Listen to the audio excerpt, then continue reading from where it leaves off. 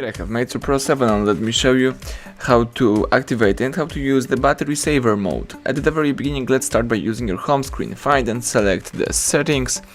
Afterwards, you need to choose the battery right here under device. Here you've got the battery information, and here you can see the power usage details, or you can use low power mode. Let me enable this mode right here.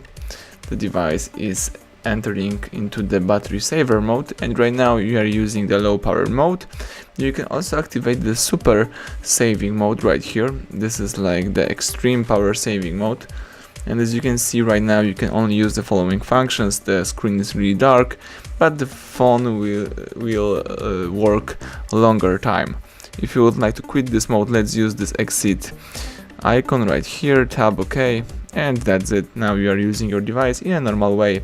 Thank you for watching. Please subscribe our channel, leave thumbs up under the video.